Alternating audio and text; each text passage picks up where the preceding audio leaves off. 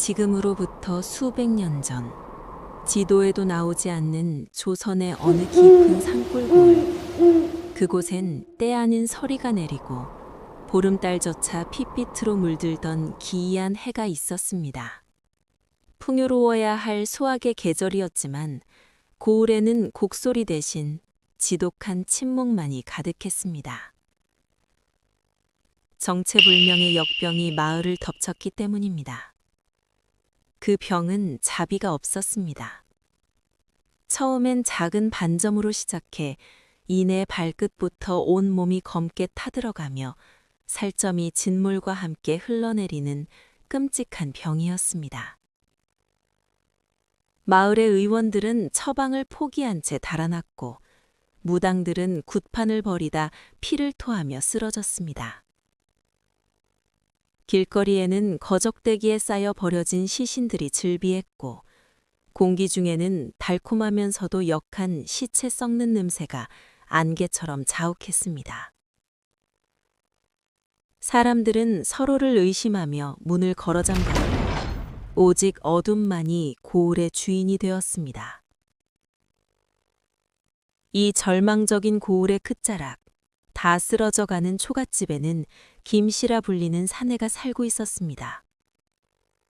그는 마을에서 소문난 효자였습니다. 하지만 역병은 그의 효심조차 비웃듯 홀어머니를 가장 먼저 집어삼켰습니다.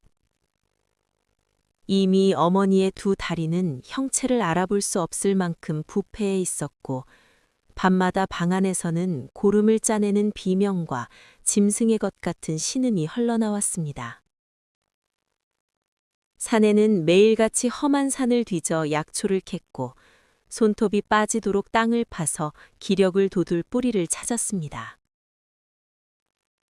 그러나 어머니의 상태는 나날이 악화될 뿐이었습니다. 어머니는 아들의 손을 붙잡고 갈라진 목소리로 애원했습니다. 얘야, 나를 그냥 산에 버려다오.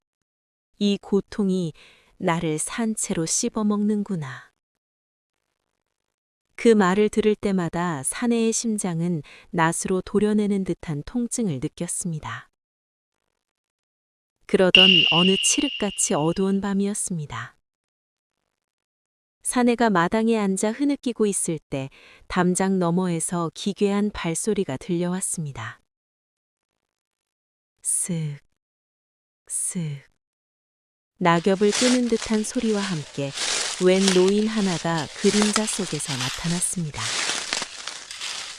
낡은 갓 아래 가려진 노인의 얼굴은 보이지 않았지만 그가 내뱉는 숨결은 무덤 속 서리처럼 차가웠습니다. 노인은 쇳소미가 섞인 목소리로 사내를 불렀습니다. 네 어미를 살리고 싶은가? 저승사자가 이미 방문턱까지 와 있거늘 너는 어찌하여 울고만 있는가? 사내는 홀린 듯 노인 앞에 무릎을 꿇었습니다. 어르신, 제발 방법을 알려주십시오. 제 목숨을 대신 가져가도 좋습니다. 노인은 품속에서 앙상한 손을 꺼내 서쪽 산등성이를 가리켰습니다. 그곳은 덕대골, 연고 없는 시신이나 역병으로 죽은 이들을 가마니에 싸서 임시로 던져두는 저주받은 땅이었습니다. 노인은 속삭였습니다. 오늘 밤 그곳에 새로운 재물이 들어왔네. 역병이 아닌 사고로 죽은 아직 온기가 채 가시지 않은 젊은 여인의 시신이지. 그 시신의 다리 하나를 베어오게 그걸 가마솥에 갖고 사흘 밤낮을 고아 어미에게 먹이면 썩어가는 살이 돋아나고 죽어가는 숨이 돌아올 것이야. 사내는 귀를 의심했습니다. 그것은 인간으로서 절대 해서는 안 되는 금기였습니다.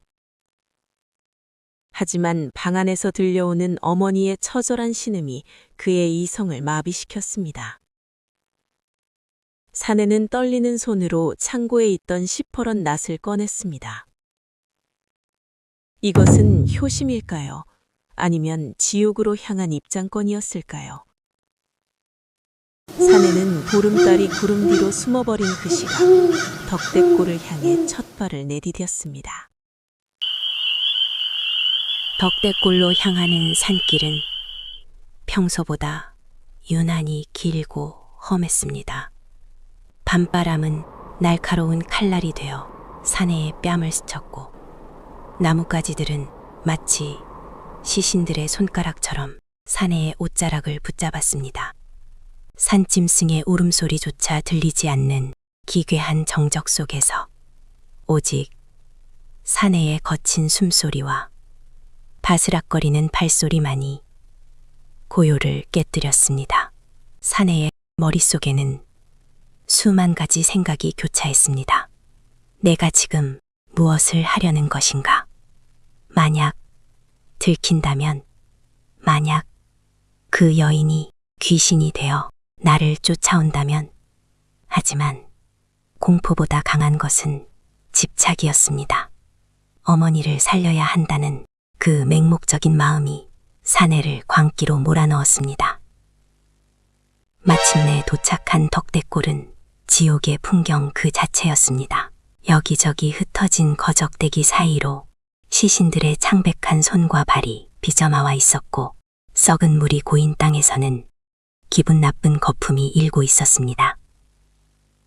사내는 코를 막으며 노인이 말한 새로 들어온 시신을 찾기 시작했습니다. 그때였습니다. 다른 낡은 거적들 사이로 유난히 깨끗한 새 지프로 만든 가마니가 보였습니다. 사내는 본능적으로 알았습니다. 저것이구나. 그는 떨리는 다리로 다가가 무릎을 꿇었습니다. 낯을 쥔 손은 이미 감각이 없었습니다. 사내는 천천히 가마니의 끝을 들추었습니다. 그 안에는 노인의 말대로 젊은 여인이 누워 있었습니다. 역병에 걸린 마을 사람들과 달리 그녀의 피부는 창백하리만치 희고 고왔습니다. 마치 금방이라도 눈을 뜰 것처럼 평온한 표정이었죠. 하지만 사내가 그녀의 얼굴을 자세히 본 순간 그는 소스라치게 놀라 뒤로 낮아빠졌습니다. 여인의 눈이 아주 미세하게 뜨여 있었기 때문입니다. 그 초점 없는 눈동자는 마치 자신을 해하러 온 사내를 원망하듯 똑바로 쳐다보고 있었습니다. 사내는 도망치고 싶었습니다. 하지만 지금 빈손으로 돌아간다면 어머니는 내일 아침을 넘기지 못할 것이 분명했습니다. 용서하십시오. 부디 용서하십시오. 제 어머니를 살리기 위한 일입니다. 사내는 미친 사람처럼 중얼거리며 눈을 질끈 감고 낯을 높이 치켜들었습니다.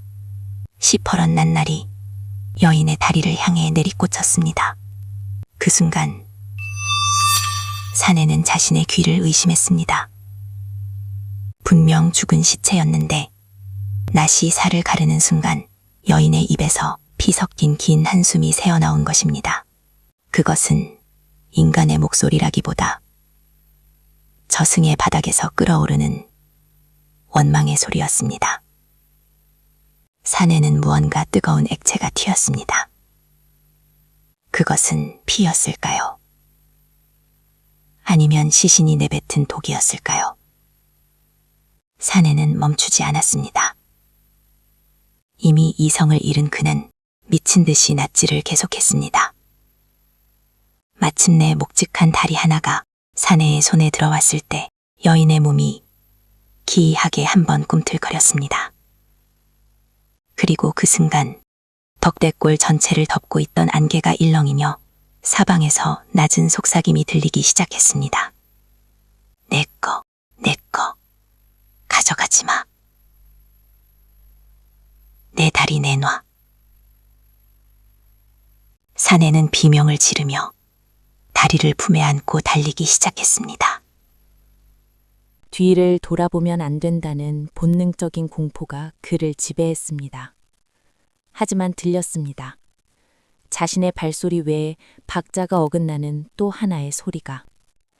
스, 툭, 스, 툭. 마치 다리 하나가 없는 존재가 땅을 짚고 나머지 몸을 질질 끌며 쫓아오는 듯한 소름 끼치는 추격음이었습니다. 사내는 단숨에 산을 내려왔습니다. 폐가 찢어질 듯한 고통이 느껴졌지만 멈출 수 없었습니다. 뒤에서는 여전히 그 기괴한 발소리가 따라붙고 있었습니다. 집에 도착하자마자 그는 방문을 부술 듯 닫고 빗장을 걸어 잠갔습니다. 이제 살았다. 여기까지는 못 오겠지. 사내는 바닥에 주저앉아 거친 숨을 몰아쉬었습니다. 방 안에는 어머니의 신음이 가득했습니다. 그런데 그 소리가 평소보다 더 기괴했습니다. 얘야, 가져왔느냐? 가져왔어. 어머니의 눈은 초점이 없었고 입가에는 검은 침이 흐르고 있었습니다. 사내는 떨리는 손으로 보찜을 풀었습니다. 그 안에서 나온 여인의 다리는 방 안의 촛불 아래서 더욱 창백하게 빛났습니다. 사내는 노인이 시킨 대로 아궁이에 불을 지피고 가마솥에 물을 채웠습니다. 그리고 그 다리를 넣었습니다. 물이 끓기 시작하자 집안 전체에 지독한 냄새가 퍼졌습니다. 고기 삶는 냄새가 아니라 시체가 부패할 때 나는 그 역한 냄새가 증기가 되어 벽지에 스며들었습니다. 그때였습니다. 가마솥 안에서 탕, 탕 하고 무언가 벽을 치는 소리가 들렸습니다. 사내가 솥뚜껑을 살짝 열어보았을 때 그는 기겁하며 뒤로 물러났습니다. 끓는 물 속에서 여인의 다리가 살아있는 생물처럼 꿈틀거리고 있었던 것입니다. 근육이 비틀리고 발가락이 펴지며 솥 안을 긁어대는 그 모습은 광기 그 자체였습니다. 이건 사람이 아니야. 내가 무슨 짓을 한 거지? 사내가 자책하며 머리를 쥐어뜯던 그 순간 마당에서 익숙한 소리가 들려왔습니다. 쓱, 툭, 쓱, 툭. 담장을 넘어 마당을 가로지른 그 소리는 사내가 있는 방문턱 바로 앞에서 멈췄습니다. 내 다리 내놔. 문 밖에서 들려오는 목소리는 가늘고 떨렸지만 방 안의 모든 공기를 얼려버릴 만큼 강력했습니다. 사내는 입을 막고 숨을 죽였습니다. 하지만 낡은 문창지 너머로 무언가 움직이는 것이 보였습니다. 사내는 홀린 듯 문창지에 난 작은 구멍에 눈을 가져다 댔습니다. 그곳에는 피눈물을 흘리며 초점 없이 자신을 바라보는 여인의 창백한 눈동자가 있었습니다. 그 눈동자와 마주친 순간 사내는 온몸의 피가 거꾸로 솟는 기분을 느꼈습니다. 그런데 더 소름 끼치는 것은 집안의 상황이었습니다. 병들어 누워있던 어머니가 갑자기 몸을 벌떡 일으켰습니다. 어머니는 썩어 문드러진 다리를 질질 끌며 문 쪽으로 다가갔습니다. 그리고 기괴하게 웃으며 말했습니다. 얘야, 밖에 손님이 오셨구나. 나를 위해 선물을 가져올 손님이니 문을 열어줘야지. 어서 열어라. 어머니의 손이 빗장을 향해 뻗어나갔습니다. 사내는 안 된다고 소리치려 했지만 목소리는 목구멍에 걸려 나오지 않았지요. 밖에서는 문을 부술 듯한 괴력이 가해졌고 솥 안의 다리는 이제 솥단지를 뚫고 나오려는 듯 요동쳤습니다. 방문이 종잇잔처럼 찢겨 나갔습니다. 문틈 사이로 쏟아져 들어온 것은 차가운 밤바람만이 아니었습니다. 칠흑 같은 머리카락을 늘어뜨린 채 다리 하나가 잘려나간 여기가 방 안으로 기어들어왔습니다. 그녀는 하나 남은 팔로 바닥을 짚으며 짐승 같은 속도로 사내를 향해 다가왔습니다. 가져가! 저 솥 안에 있으니 제발 가져가란 말이야! 사내는 절규하며 솥을 가리켰습니다. 하지만 여귀의 목적은 다리가 아니었습니다. 그녀는 사내의 발목을 창백한 손으로 꽉 쥐었습니다. 그때 어머니가 소리를 지르며 여귀를 밀쳐냈습니다. 이 다리는 내 것이다. 이제 내 살이 되고 내 피가 될 것이란 말이다. 어머니는 끓는 가마솥에서 여인의 다리를 맨손으로 건져 올렸습니다. 뜨거운 물에 손이 익어가는 것도 모른 채 그녀는 그 기괴한 다리를 자신의 썩은 다리 위에 갖다 붙이기 시작했습니다. 그 순간 방 안은 지옥의 오케스트라가 연주되는 듯한 소리로 가득 찼습니다. 뼈가 맞물리는 소리, 살점이 찢어지는 소리, 그리고 어머니의 광기 어린 웃음소리까지. 그 아수라장 속에서 사내는 마당에 서 있는 노인을 보았습니다. 노인은 더 이상 노인이 아니었지요.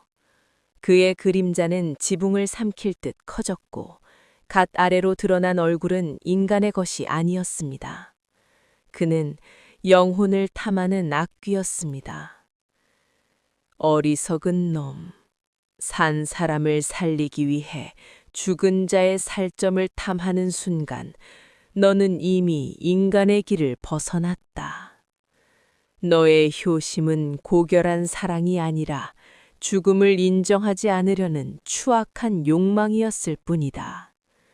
이제 그 대가를 치를 시간이구나.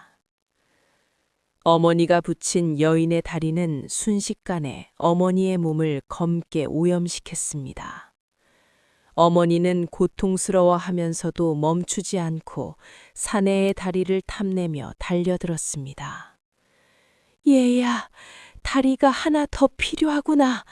하나 더 있으면 내가 완벽하게 걸을 수 있겠어. 사내의 처절한 비명이 고을 전체에 울려 퍼졌습니다. 다음 날 아침 마을 사람들이 김 씨의 집 문을 열었을 때 그곳에는 차마 눈뜨거 볼 수 없는 광경이 펼쳐져 있었습니다. 사내는 방 한가운데서 양 다리가 깨끗하게 잘려나간 채 숨이 끊어져 있었습니다. 하지만 방 안 어디에서도 사라진 다리의 흔적은 찾을 수 없었습니다. 더 기이한 것은 사내의 어머니였습니다. 역병으로 죽어가던 노파는 온데간데 없고 방 안에는 덕대골에서 보았던 그 여인의 시신이 들어있는 낡은 가마니 하나만이 놓여 있었습니다. 사람들은 공포에 질려 그 집을 불태웠습니다. 하지만 그날 이후 비 오는 밤에 덕대골 산길에서 다리 하나를 질질 끌며 내 다리 내놔 라고 울부짖는 사내의 형상을 보았다는 이야기가 전해 내려옵니다. 사필귀정. 모든 일은 결국 바른 길로 돌아가기 마련입니다. 아무리 소심이라는 이름으로 포장한다 하더라도 타인의 고통을 딛고 자신의 욕심을 채우려 했던 사내의 선택은 결국 자신을 파멸로 이끄는 독이 될 뿐입니다. 우리는 살아가면서 수많은 선택의 기로에 서게 됩니다. 그 선택이 누군가의 희생을 강요하는 것은 아닌지, 혹은 나의 욕망을 위해 자연의 섭리를 거스르는 것이 아닌지 돌아보아야 합니다. 여러분의 마음속에도 혹시 사내와 같은 위험한 욕망이 자라나고 있지는 않습니까? 영상이 흥미로우셨다면 구독과 좋아요 부탁드립니다. 여러분의 응원이 저에게는 큰 힘이 됩니다. 다음번엔 더 깊은 울림이 있는 이야기로 돌아오겠습니다.